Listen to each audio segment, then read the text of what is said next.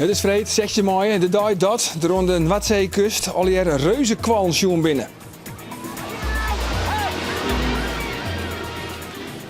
Henk de Jong van Cambuur zijn trainingspapierke helle het. En in Bient zullen we het goed hebben over de Alverstede kuiertocht.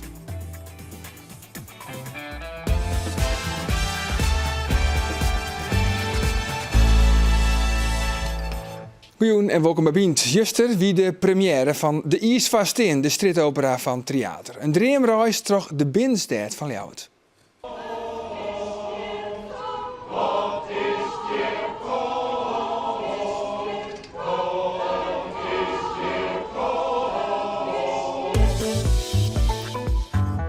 Het wie zijn grote droom om dezelfde tocht te maken als zijn held, de ontdekkingsreiziger Ernest Shackleton.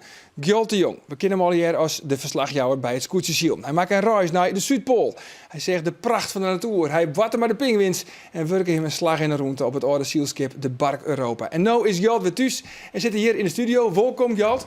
Ja, eigenlijk zoest of jou een maand voortblijven en dan wist correct op die het weg van het Scootjesziel. Ja. Maar dan ben je er nou alweer. Ik ben er nog wel bij, ja. En pracht reis aan. Ja? Dus, Maar hoe kan je dat je er nou alweer bent? Nee, dat had bij name om maar even heel kwart daarover te hebben, maar de communicatie tussen de leiding aan boord en alles hoe dat gaat, dat wie net meer wiezen van het waan. Ik vond dat haast wat VOC-achtige tijden en praktijken. En dat wie bij name ten opzichte van een bemanning, naar die interesseer van de passagiers, maar dat is de reden toen ik dacht van dan is het kwam maar een lange nacht.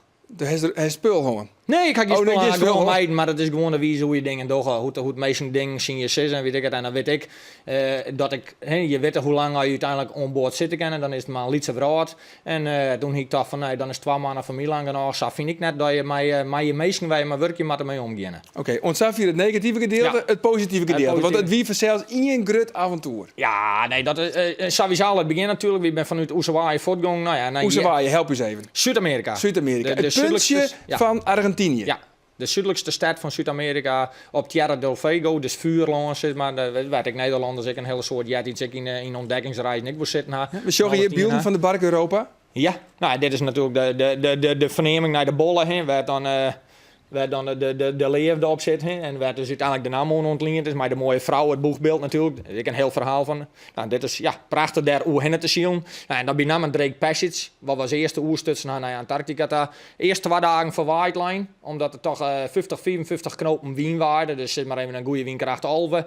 Daar op Drake Passage, ja, dan is het ook net de bedoeling dat je mij zo'n schip, ondanks dat het een hele soort wien kan, ja, want ik ga net een telleroer inzetten met het schip, want dat is zielmonsterachtig, het vaatmonsterachtig. Maar dat is net het makkelijkste zielgebied. Derde, in die contraien. Nou, maar dat ben de waasomstandigheden. Hè. Dus uiteindelijk, jij is zo'n lege drukgebied altijd. Het lege drukgebied wat we al watsen moesten hier. Dus een dieptepunt van hectopascal op een barometer. Dan van, ik meen van 56, 54. Nou, we vrij diep kennen, wel iets dieper dan, maar dat is toch een behoorlijk lege drukgebied. En die jij dan van de Pacific naar de Atlantic, dus tot Drake Passage heen.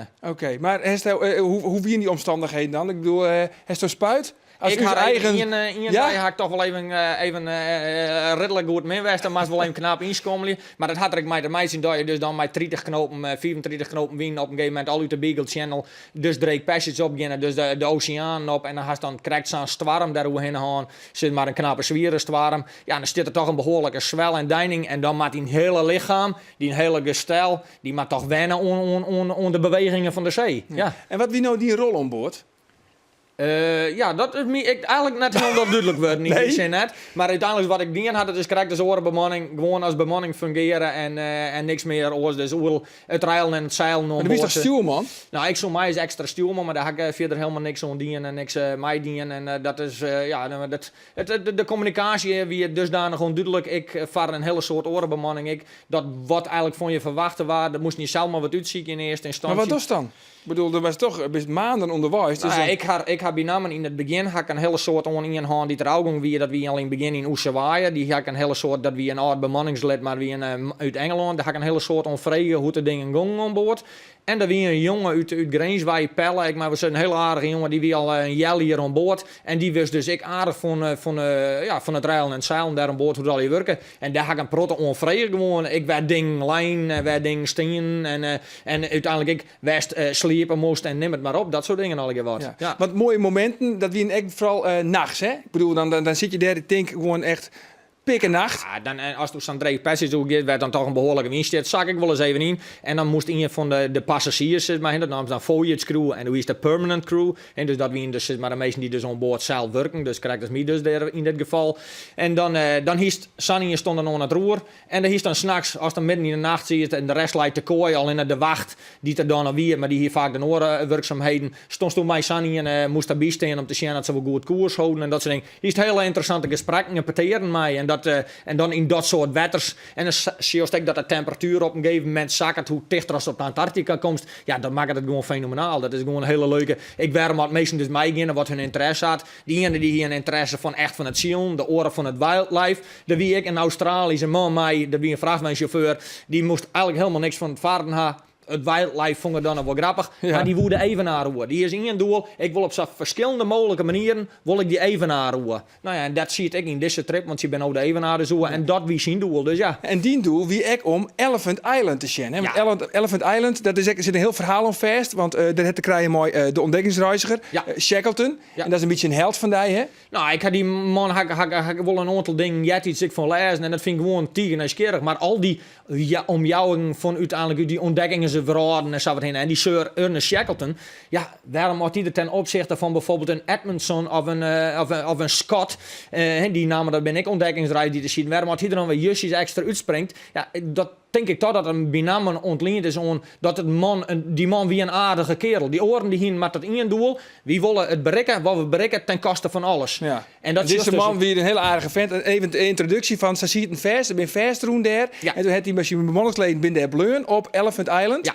En toen had hij maar een ombouwde sloep. Het via een omwaai bij ze waarheen gaan. Nee, South Georgia. South Georgia. Ja, en en door 800 nautische mijlen haast het naar het noordoosten daar. En onder dan barre op een, omstandigheden. ja, zeg maar even voor een beeltenis van mensen hier in Friesland een beetje iets groter dan een 16 kwadraat. En daar win je. Ik heb een beeld van.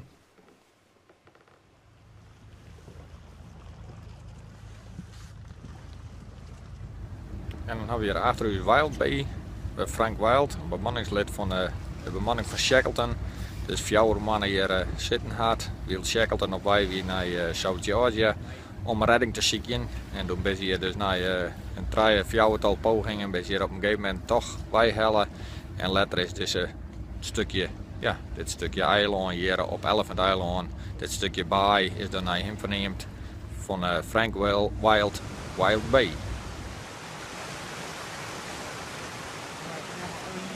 Hier ben ik in Grietviken. Dat is waar het Shackleton 1980 hoe South Georgia uiteindelijk omkwam, wat er zegt. En waarvan wij hadden zijn reddingsacties ondernomen om Frank Wild en zijn bemanning dus verder te helpen, die dus op Elephant Island nog ver zitten. Ja, dat is het verhaal van Sir Ernest Shackleton. Als het over omshot, ja, zo is het eigenlijk nog een keer van, zijn reis. Ja, zeker. Op zichzelf wel. Ja, maar dat had ik bij de omjouwing en West Biste. En wie had ik op de Deception Island, had ik wat van Sjælland naast dat sjoste. En door Fields, dat hoe het al in West is. Ik leesde ik nog een artikel net als dat in die zin sabot murktes, maar als nijgist dat er dus ik een hele soort walvissing uitslachten ben. Ja, en dan haast het net hoe lietse bietjes. Maar als dan sjost in wat voor omjouwing altijd er West had en hoe die mensen daar dan libben ha in omstandigheden, waar wie nou simmer wien, dan zei ik al een beetje dat driehoek is waar wie wien, maar aan is het dus zeg maar in deze periode waar we nu in zitten, dan is het aan alle keer weer dichtversen. En een mooie aan die kant uit, zeg maar, de hast de Arctic Convention Zone. Nou, dat is een heel eind nog omhoog. Dan werd de temperatuur van het water in één keer van zeg maar een lietse 6 graden naar 2 graden en nog minder wordt. Dus dan komt hij in de Arctische water. Zeg maar tot Safir is het dan haast al keer dichtversen. Nou ja, en dat is dus ik wat die Sir Shackleton hoe kwam is. Ja, daar gaan ze dus een misrekening mee maken. En zo is het toch uiteindelijk op drift is, bij zo'n Elephant Island daar komen. Ja. En dat lijkt al een mooi stuk noordelijker uiteindelijk als Antarctica zelf. Want dat lijkt op Elephant Island, ja wat is het, de 60ste, 62ste zuidere breedte. En als het op de pool zelf bent, dan zit het natuurlijk op 90. Dus dan hast je nou ettelijke duizenden kilometers verder. Ja, nou goed, in elk geval die reis heeft ook maken. En het is een hele bijzondere reis. En we zijn zelfs hartstikke blij dat het weer bent. Want ik kan scootjesziel in elk geval gewoon trokje. Ja, tegen tak. Aansend praat ik nog met Jan van Strien. Hoe het is om de kuieren over sterrentocht erin. Wilst je niet schenken, omdat je bliem binnen. Maar eerst de première van de Iersvastim, de stritopera. Die theater de komende weekend in de binnenstad van Leeuwen speelt. En dat wij de hele week al oer briochtje. Nou, een dik hier van Tarieding en 6 weken intensief repeteren is het stik no clear. En juster wie de première.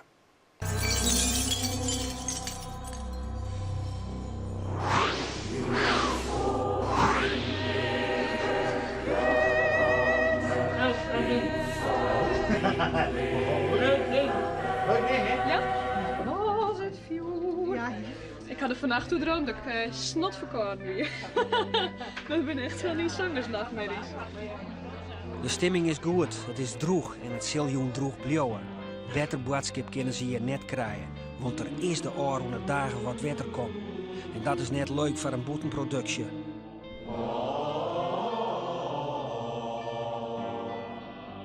Nog even.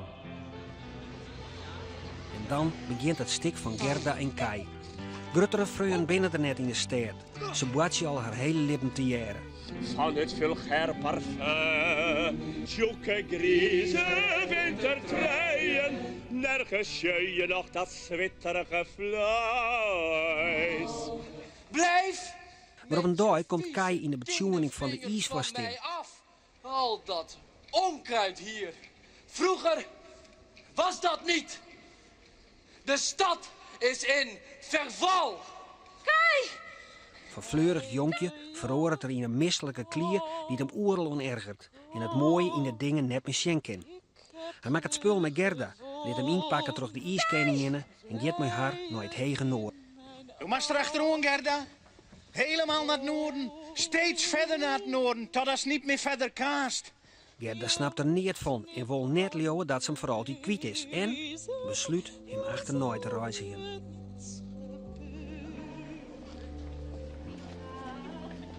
Op haar ziektocht naar het winterpaleis van de ijskeninginnen komt ze al je vreemde types en situaties zien. Een oud roek en in het laatst een rendier op leeftijd helpen haar op weg.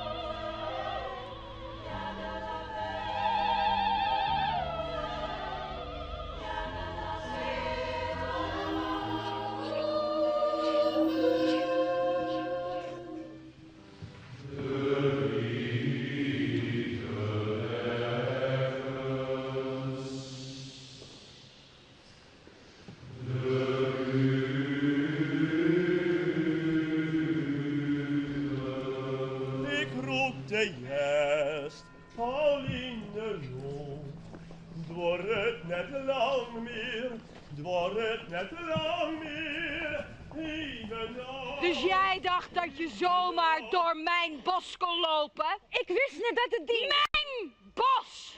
Jij leeft in een zwart gat en ik ben je vriendin, maar verder heb je niemand. Een rendier. Wist je wat dat is? Het Winterpaleis, ja. Ik weet waar dat is. In het hege noorden.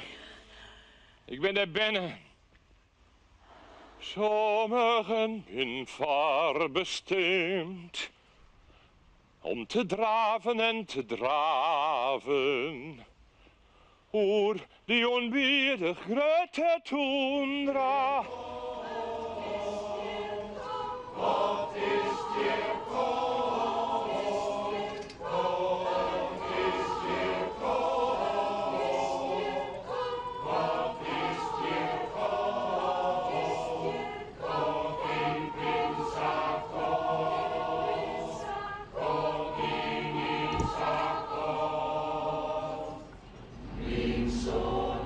En waar vind ik Kai? In dit enorme paleis? Pas, in die Kai! houd ik deze. Ik ga die voelen! Ik kom naar die taal. Dus die. Ik kom daarom. Daar. Ik kom naar die taal. Deze wel. Dus deze hier. En deze hier. Kai,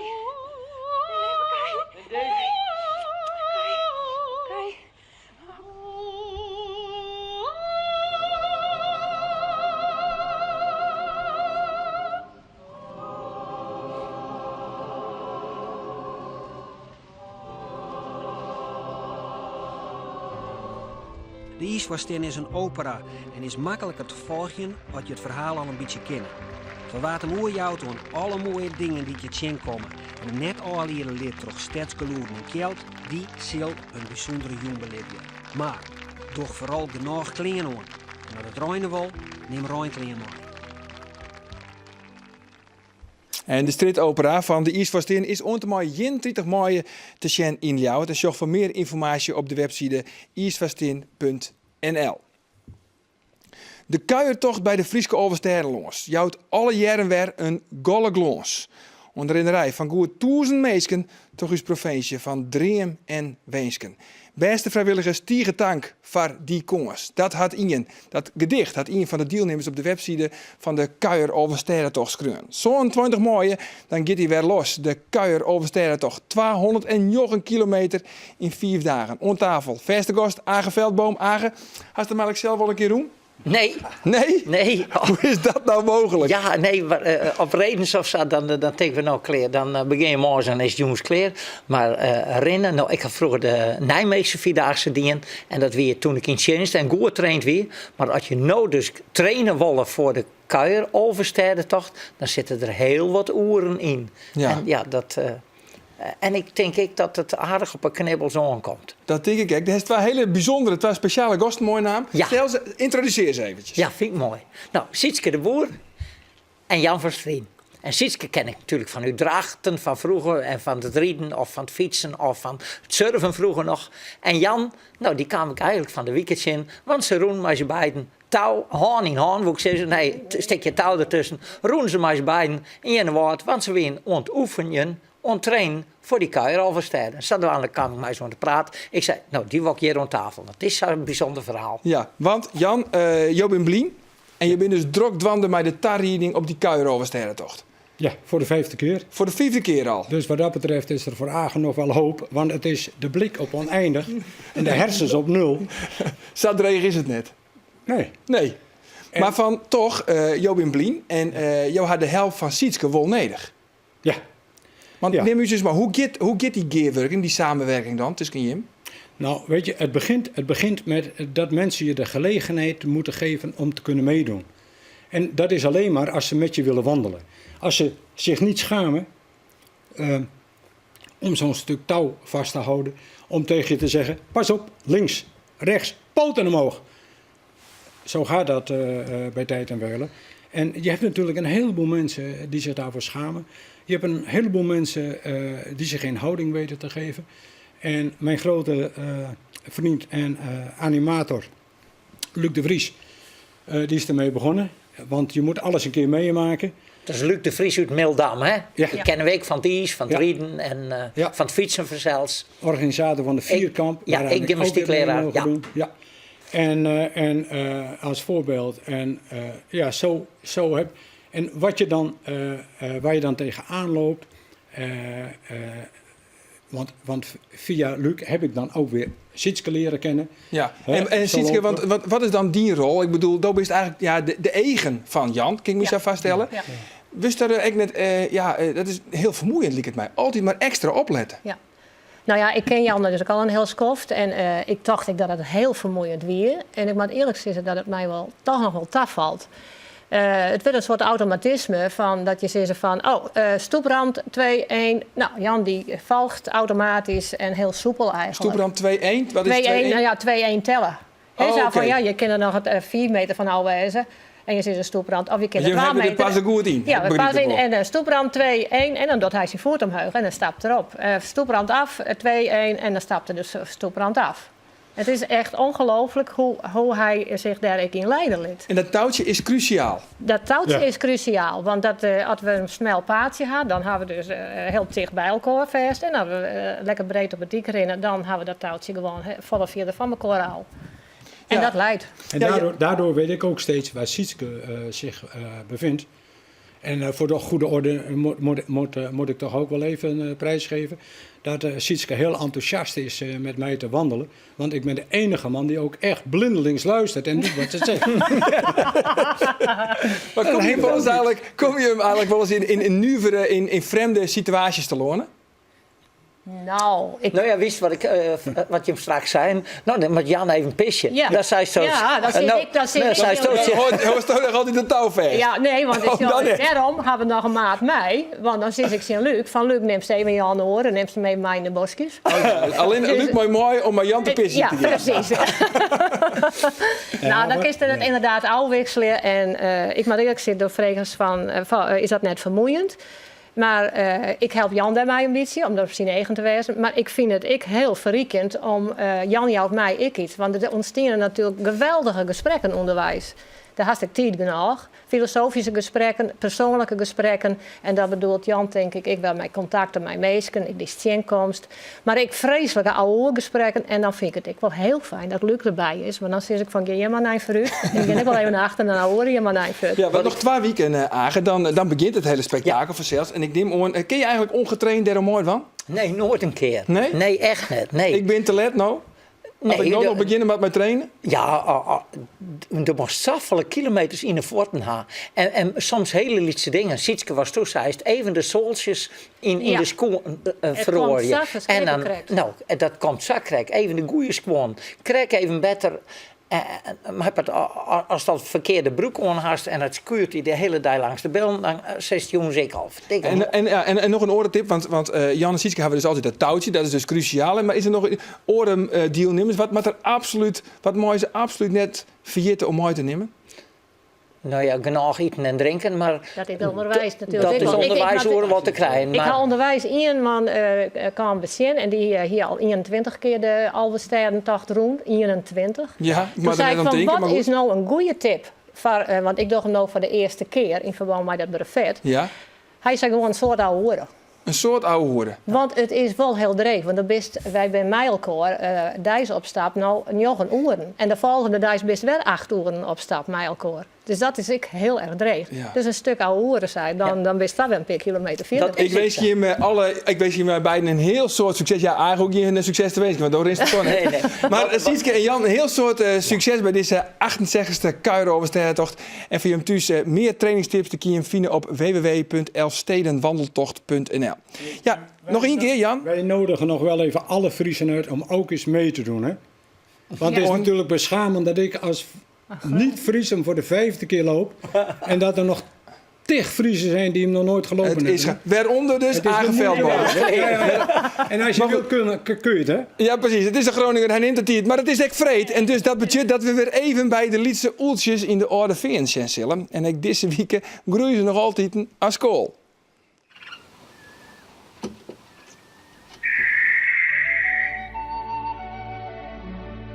De Lietse oeltjes groeien heel tijd grutter. Deze is biekeliksel haast krekt zo grut als zijn mem. Dat komt vanzelfs omdat hij het nog alle dagen voor het eten zwarget.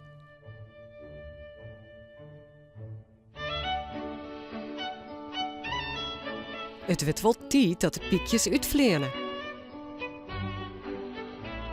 Ze worden er namelijk net echt mooier op.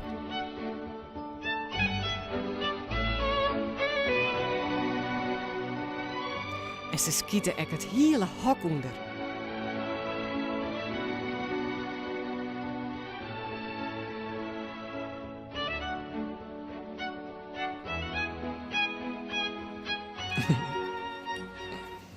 Want Safia, nou daar is weer Frieske Nijs in Joert. Van nou nog een hele gezellige joen en een goed weekend. Ontman je, dag.